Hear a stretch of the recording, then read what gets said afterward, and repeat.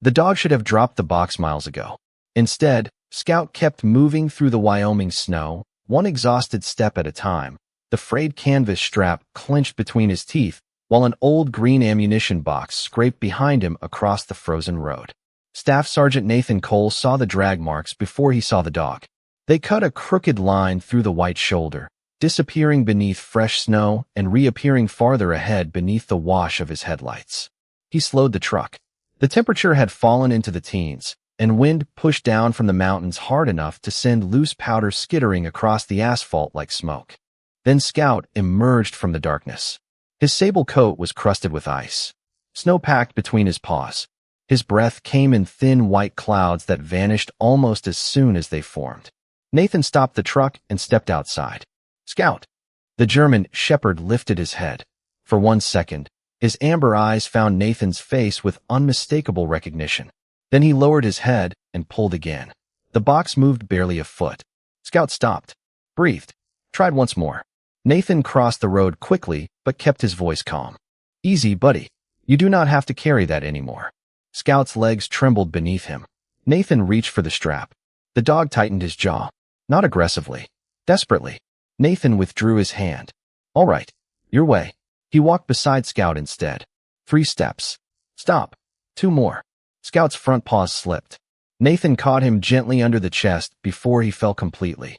The ammunition box slid forward and struck Nathan's boot with a dull metallic sound. Scout remained upright only because Nathan held him there.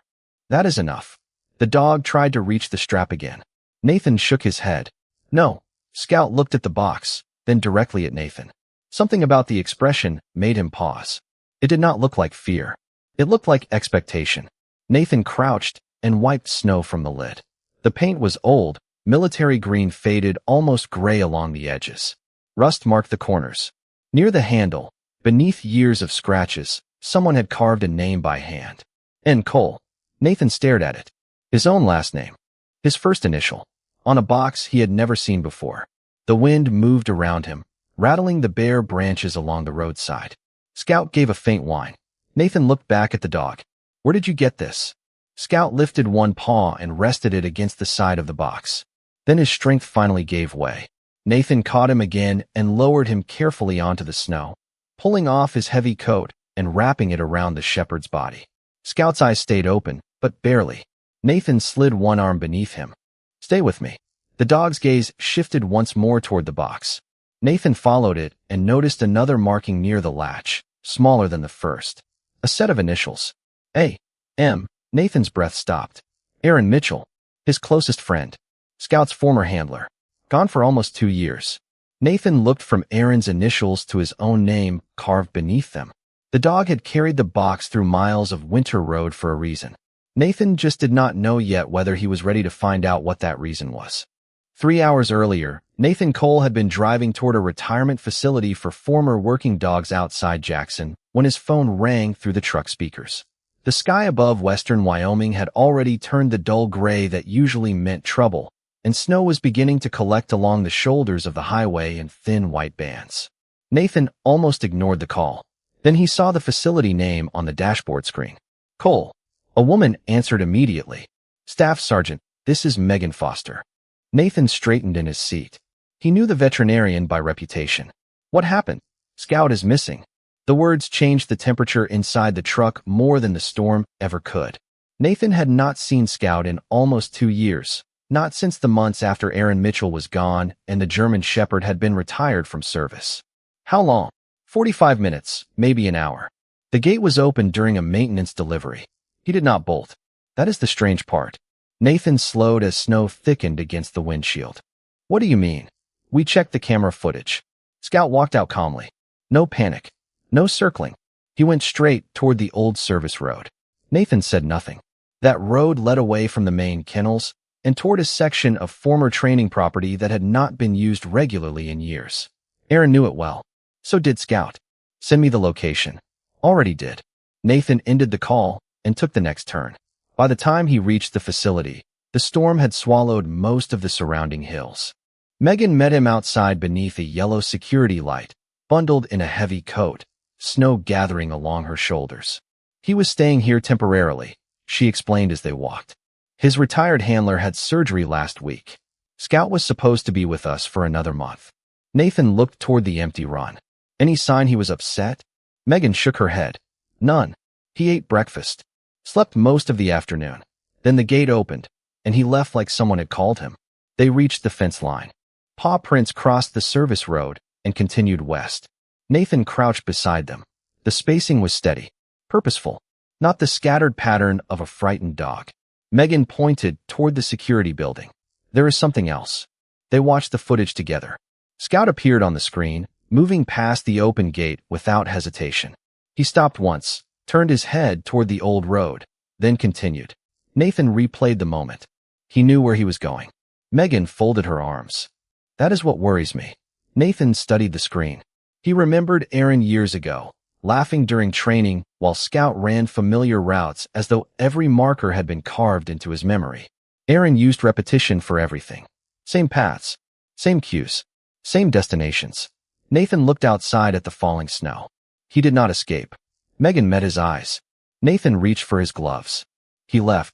10 minutes later, Nathan was following Scout's tracks along the old service road with a flashlight in one hand and Aaron's memory walking beside him. The paw prints stretched ahead through fresh snow, passing the first faded training marker, then the second. Nathan stopped. Those markers had once belonged to one of Aaron's retrieval courses. Scout was not choosing the shortest path away from the facility. He was following an old route. Nathan continued, his uneasiness growing with every familiar turn. A mile farther on, he found the first drag mark beside the paw prints. Something heavy had joined Scout on the journey, and from that point forward, the tracks no longer looked like a dog leaving home. They looked like a dog carrying something back. The drag mark became clearer as Nathan followed it deeper along the abandoned route, a narrow groove cut through fresh snow beside Scout's paw prints. Every few hundred yards, the groove stopped completely, and the snow showed where the dog had rested before moving again. Nathan crouched at one of those places and pressed a gloved hand into the shallow depression. Scout had not been wandering.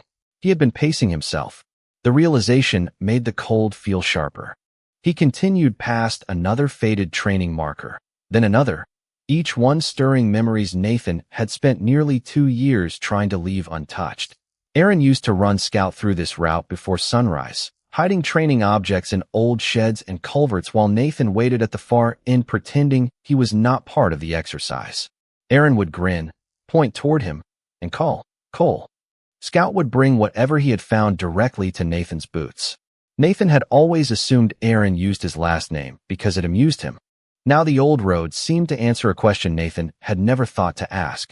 Nearly 2 miles from the retirement facility, Scout's tracks turned toward a weathered supply shed tucked behind a line of pines. The building leaned slightly beneath the weight of snow, its windows clouded with frost. Nathan pushed open the door. Inside, his flashlight moved across old shelving, broken training cones, a rusted kennel panel, and dust that had settled undisturbed for years. Near the back wall, one floorboard had been scratched aside. Beneath it was a rectangular recess lined with waxed canvas. Empty. Nathan stared at the space. Someone had hidden something there deliberately. The drag mark began at that exact spot. Aaron, Nathan whispered. The name sounded strange after so long. He stepped outside and found Scout's trail again. From the shed onward, the paw prints were less steady. The dog had been carrying the box for nearly 2 miles already, and the route still continued toward the old county road where Nathan had parked farther downhill. Nathan pictured the pattern as Aaron had once taught it. Find, carry, Cole. Not magic. Not sent across impossible distance. Memory. Repetition. A command carved into years of training. The snow thickened, but Nathan moved faster now. Another half-mile passed before he heard the faint scrape ahead. Metal against frozen ground. He stopped and listened. Scrape. Silence. Then scrape again. Nathan raised his flashlight. Scout appeared between the trees, head low, the frayed canvas strap clenched between his teeth, the old ammunition box dragging behind him. Scout. The German shepherd stopped. His ears lifted. Recognition softened his face for only a second before he turned toward the road and pulled again. Nathan walked beside him. You remember the route. Scout took 3 steps. Rested. 2 more. Nathan looked at the box, then toward the distant glow of his truck beyond the trees. Less than 100 yards now. He finally understood what Aaron had built into those old drills. Scout was not searching for someone who had vanished into the world. He was following a familiar road toward the place where Nathan used to wait. "Cole," Nathan said softly. Scout's head lifted. His amber eyes found him immediately. Nathan felt the answer before he fully understood it. His name had never been a joke. It had been the destination. Scout held Nathan's gaze for a long second, then lowered his head and pulled again. The old ammunition box moved across the snow with a rough metallic scrape, inch by inch, while Nathan stayed close enough to catch the shepherd if his legs failed. The county road was less than 100 yards away now, but the distance seemed cruel in the deepening cold. Scout had already traveled nearly 2.5 miles from the retirement facility, stopping only when his body forced him to. Nathan could see the effort in every step. Snow clung to the fur between his paws. His breathing came harder. Still, he refused to abandon the strap. "You do not have to prove anything," Nathan said. Scout ignored him. Nathan almost smiled despite the ache in his chest. That was exactly what Aaron used to say about the dog. Too stubborn to quit a task once he understood it. 50 yards from the road, Scout stumbled. Nathan reached for the box. The shepherd tightened his grip. "Scout." No response. Nathan crouched beside him, one hand resting against the dog's shoulder. "Cole." Scout's ears lifted. Nathan swallowed. The old cue felt strange in his own voice. Delivery complete. For the first time, Scout stopped pulling. He looked at Nathan, then at the box, as though weighing whether the words could be trusted. Nathan repeated them more softly. "Delivery complete." The strap slipped from Scout's mouth. His body sagged. Nathan caught him against his chest before he could sink into the snow. "Easy. I have you." Scout did not struggle. His head rested against Nathan's shoulder while his eyes remained fixed on the ammunition box. Nathan pulled off his heavy coat and wrapped it around him. Beneath the wet sable fur, the dog felt frighteningly cold. Nathan reached for the box with his free hand and dragged it closer. "It is coming too." Only then did Scout close his eyes. Nathan lifted him carefully and carried him toward the truck, the ammunition box bumping against his leg with each step. The headlights glowed through the blowing snow like two warm windows. Inside, Nathan laid Scout across a wool blanket on the back seat and turned the heater high. The dog's paws twitched once. Nathan set the box on the floor directly where Scout could see it. "You finished the job." Scout opened his eyes halfway. Nathan pulled out his phone and called Megan. She answered immediately. "Did you find him?" "Yes." Nathan looked at the dog in the mirror. "He needs help." Megan's voice sharpened. "Bring him back. I will have the treatment room ready." Nathan hesitated. "Megan," he was carrying something. "What?" Nathan looked at the initials near the latch. "Aaron Mitchell. N. Cole. I do not know yet." The drive back took almost 30 minutes in the storm. Scout remained quiet, but every time Nathan checked the mirror, the shepherd's eyes were either on him or on the box. At the facility clinic, Megan and 2 staff members were waiting. Nathan carried Scout inside, while Megan immediately began checking his temperature and hydration. Warm blankets covered him. Fluids were prepared. Nathan stayed at his side. The ammunition box remained near the doorway, unopened. Megan noticed it eventually. "That is what he carried." Nathan nodded. "Almost 3 miles." She looked at Scout, then at the box. "Why?" Nathan stared at his own name carved into the old metal. "That is the question." Scout stirred beneath the blankets and looked toward the box. Nathan moved it closer. The dog relaxed. Megan watched the change carefully. "Whatever is inside," she said quietly. "He thinks getting it to you mattered." Nathan knelt beside Scout. "It did," he whispered. "But not more than you do." For the next 40 minutes, Nathan barely looked at the ammunition box. Scout mattered more. Megan kept the room warm, adjusted the blankets, and watched the German shepherd with the focused calm of someone who knew that small changes could mean everything. The storm pressed against the clinic windows, soft and relentless, while the heater hummed beneath the counter. Scout's trembling slowly eased. His breathing, shallow at first, began to deepen. Nathan sat on the floor beside him with one hand resting against the blanket near his shoulder. He did not talk much. There was nothing useful to say. Once, Scout opened his eyes and looked toward the doorway where the box sat. Nathan followed his gaze. "It is still there." The dog blinked. "I am not opening it without you." Megan glanced over from the monitor, but said nothing. Nathan understood how strange the promise sounded, yet it felt right. The box had waited almost 2 years. It could wait another hour. Scout could not. A few minutes later, one of the shepherd's ears moved at the sound of Nathan shifting closer. Then his paw slid forward beneath the blanket and came to rest against Nathan's wrist. The touch was weak, almost accidental, but Nathan froze as if someone had spoken his name. Megan checked Scout again and allowed herself a small breath of relief. His temperature is coming up. Nathan nodded without looking away. Scout's eyes closed, not from collapse this time, but from sleep. Real sleep. The kind that came when a body finally believed it was safe. Nathan stayed there until Megan was satisfied that the danger had passed. Only then did she pull a chair closer to the wall. You can breathe now. Nathan gave a tired half-smile. I forgot how. Megan looked toward the ammunition box. Do you want me to stay? Nathan shook his head. No, but thank you. She stepped into the hallway, leaving the door partly open. For a while, Nathan listened to Scout breathe. The sound was steady now. Warm. Ordinary. He rose, crossed the room, and lifted the box onto a low table. Up close, it looked older than he remembered from the road. Scratches covered the paint. One corner was dented. The latch carried a thin line of rust. Nathan brushed away the last crystals of melted snow and traced Aaron's initials with his thumb. Then his own. He hesitated. For nearly 2 years, he had avoided anything that might pull him backward. Photographs, old messages, places they had trained, even certain songs on the radio. Grief had become easier when kept behind closed doors. The box felt like one of those doors. Nathan looked back at Scout. The dog slept beneath the blankets, his paw still extended where Nathan's wrist had been. Nathan returned to the table. All right, he whispered. The latch resisted at first. Then it gave with a soft click. No dramatic sound. No sudden revelation. Just metal opening after a long time closed. Nathan lifted the lid. On top lay a faded military working dog patch. Beneath it rested a pair of dog tags, a photograph, a folded map, a small brass key, and a sealed envelope with his name written across the front in Aaron Mitchell's unmistakable handwriting. Nathan stopped breathing for a moment. At the bottom of the box sat a compact digital recorder wrapped in an old cloth. He picked it up carefully. The battery indicator flickered to life. One audio file remained. Nathan stared at the screen, then pressed play. For several seconds, there was only static. Then Aaron's voice filled the quiet room. If you are hearing this, Scout remembered. Nathan closed his eyes. For several seconds, Nathan could not move.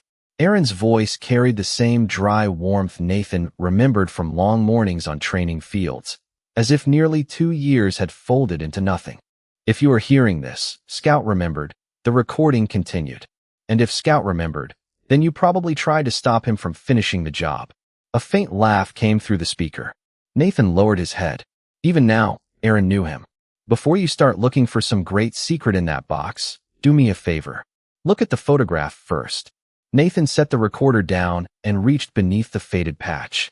The photograph showed 3 figures beside an old training fence. Aaron kneeling with one arm around Scout, Nathan standing behind them with a paper cup in his hand, all 3 caught in the middle of laughing at something the camera had missed. Nathan turned it over. In Aaron's handwriting were 5 words. Remember the good days too. Nathan's throat tightened. The recording continued. You have a bad habit, Cole. When something hurts, you turn it into a duty. You organize it. Carry it. Put it somewhere nobody can touch it. That works for gear. It does not work for people. Nathan looked toward Scout. The shepherd was awake now, watching him quietly from beneath the blankets. The tags are mine. You know that. The patch came from Scout's first certification. The map is the old retrieval course. And the whistle is the one he always pretended not to hear when he knew I had treats in my pocket.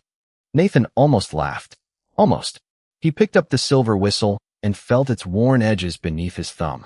Aaron's voice softened. None of those things are there because of the day everything ended. They are there because there were hundreds of days before it. Do not let one bad day steal all of them. Nathan closed his eyes. The clinic heater hummed. Snow tapped gently against the window. He had spent almost 2 years remembering Aaron through absence. An empty chair, a silent phone, a name he avoided saying aloud. The photograph offered something different. Aaron alive. Scout younger. Nathan laughing without knowing he would someday forget how easy that had once been. The recorder crackled. There is a key in there. That is the part you are going to hate, Because it means you have to go back to the property tomorrow. Nathan looked at the small brass key. A faded number had been stamped into its head. 27. Old equipment building. Locker 27. You will know it when you see it. And no, there is no money in there, so stop making that face. This time Nathan did laugh. One broken breath that quickly became something else. He covered his eyes with one hand. Tears came quietly, without permission. Not because Aaron sounded gone. Because for a few impossible minutes, he sounded present. Scout shifted beneath the blanket. Nathan felt warm fur press against his knee.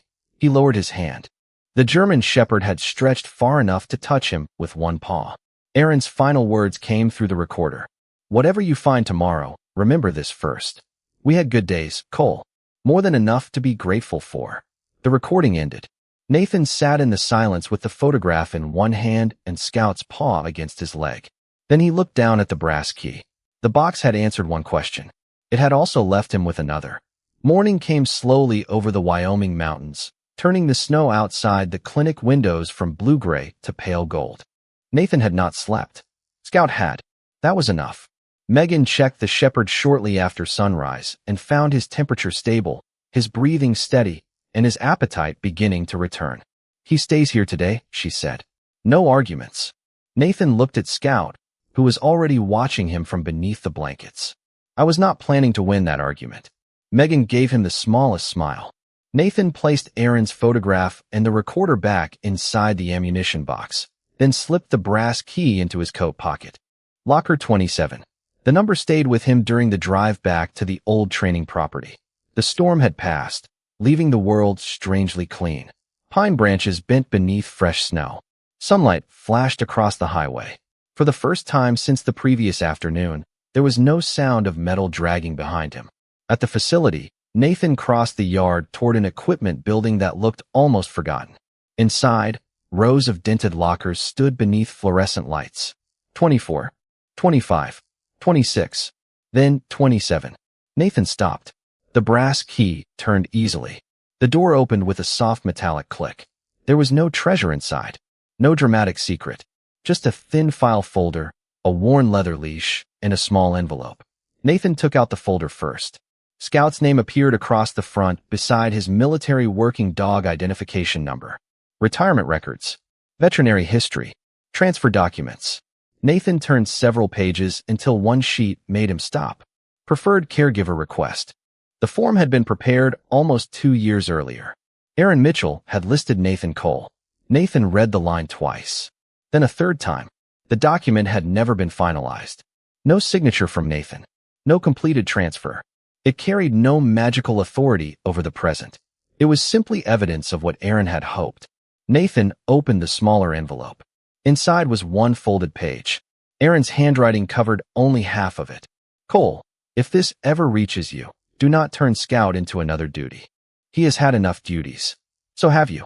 If he needs a home and you have room in your life, give him one. If you do not, find him someone good. I trust you either way.